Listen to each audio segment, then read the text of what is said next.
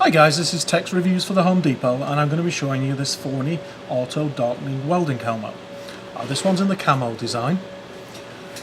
What I really like about this helmet is the amount of control that we have. So I'm just going to give you a quick overview of the mask itself. We have a protective cover on the front, space for one on the back, and what I'm going to do, I'm actually going to pop out the darkening unit so we can talk through some of the options that this comes with. So the main auto darkening unit here is held in place by two small screws that have a Allen key fitting. You can see the Allen key fitting right there. I left them loose enough to take them out with my hand, and then the whole unit, just the cover pops off, and then the whole auto darkening unit comes out like so. And you'd want to take this out when you need to change the battery, or when you want to change this protective cover here. This is a consumable, so as you get welding spatter or abrasions or grinding marks, it keeps this main unit in good shape, and you just simply replace this. It does come with one spare, so two in total, one spare cover there. So I'm just going to set this to one side, and we're going to talk about the auto darkening unit itself. As I said, one of the things I really like about this is the amount of options we have. I have a welding helmet made by a different company that was very expensive, and I had to actually pick the shade that this came in when I purchased it.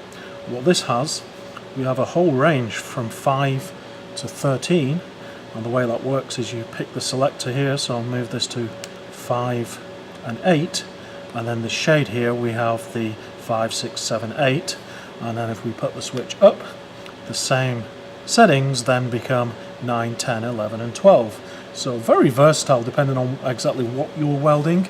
You can very simply pick the shade. So that's the shade. What we also have is the sensitivity here. So that's the amount of light that, or the brightness of the arc before this triggers. It also has a grind mode.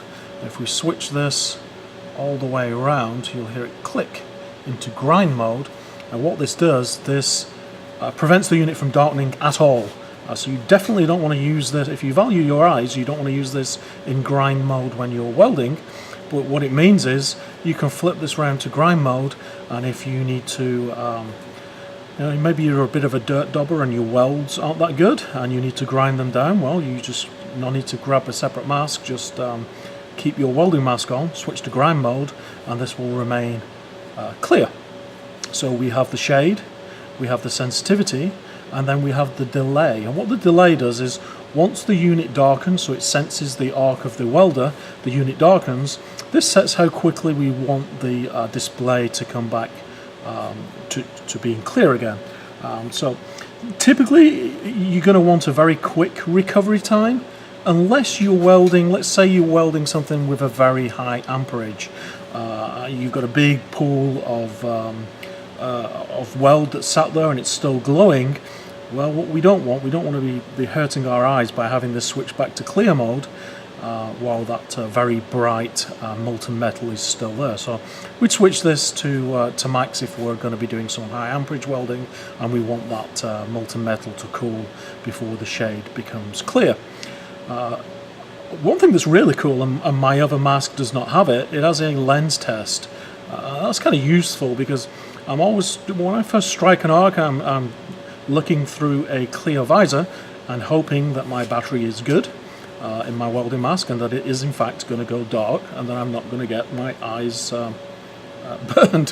What this does, you simply press the weld test button. We're probably not going to be able to see it here, but we just press the weld test button and the display, you can see it flashing there somewhat. It will pulse 3 times, so it goes from clear to dark 3 times. I don't think we're going to be able to see. Well, let's hold this up and see. Let's press the... No, we can't really see. So let's go ahead and put this back together. We have the solar panel here that keeps the battery charged. One thing that's really worth noting, when my unit shipped, there was it actually comes with two little batteries. I'll just show you those, and they, you know, the lithium cells, so they recharge through the solar panel here. But you know, in time they are going to need changing. When my unit arrived for shipping, I guess just one of the batteries had a little piece of plastic inside, so that the battery would not make contact and it wouldn't waste the cell while it was in transit.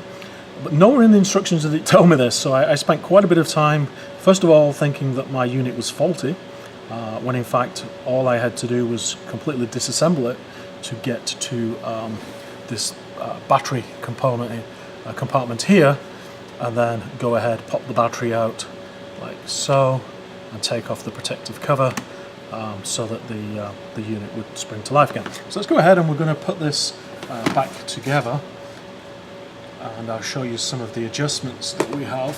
So very simple to reassemble. The only time you're really going to need to take this apart is when this protective cover gets too spattered or too scratched, and then assembly is really simple. You just make sure you pop it in the right way. Solar panel at the top, solar panel is going to be at the bottom with all the text legible right side up. So let's go ahead and pop this in like so, and then this plastic cover that holds it in place just pops over like so, and then the two screws they go in like that. If you want to, you can tighten them with an Allen wrench. It's not a requirement, as this is not going to be shaken around a lot, but you can see that this is now all popped back together like so. And if we had the protective cover for the front here, you can see there are clips just down here and at the other side where we could put a smaller version of one of these in to protect this side, which I do recommend getting, because once this is scratched, it's scratched and you're kind of done. So I'm certainly going to add a protective cover to this side. Unfortunately, I can't simply pop this in as it's too big. It's designed for the front. Very lightweight, considerably lighter than my other expensive professional brand welding helmet. This is a professional brand welding helmet. The other one is just a different type. Begins with a M for any of those that are interested. So this, first of all, very lightweight. Comes in different styles. I picked the camouflage here just as a novelty factor. I live out in the country and thought it looked pretty cool. Inside we have the adjustable head strap that is padded here. It's kind of a soft padding. And at the back here it has a more firm plastic strip. And what we can do, so you can see, depending on the size of your head, you can adjust this. Just turn the, like so. You've got to push it in to turn it. You can see that's getting bigger, and then push it in to turn to make that smaller. So this is for the circumference of your head. And then a nice thought that is not on my other welding helmet. As you look inside here, you can see down here and here, we can actually adjust left to right how far the mask sits away from our face. So we can actually bring, it's right in the middle at the moment, so I can bring it in about half an inch that way or out half an inch that way. So depending on, do you prefer to be nearer to what you're welding or have more of a gap? It's hot when I'm welding outside here in Texas, so I prefer the extra air circulation than being right up on top. But when I'm inside my shop, I crank that all the way back so that I'm as close to the item as I need. This is going to be useful, particularly if you have to wear glasses while you're welding, or if you have a elongated head, let's say.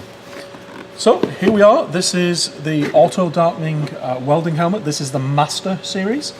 The catchphrase or the slogan that they use is "They deserve the best." And looking at it, it's certainly up there as being one of the best. It is very lightweight, packed tons of features, and is a great buy at this price. This has been Tex Reviews for the Home Depot.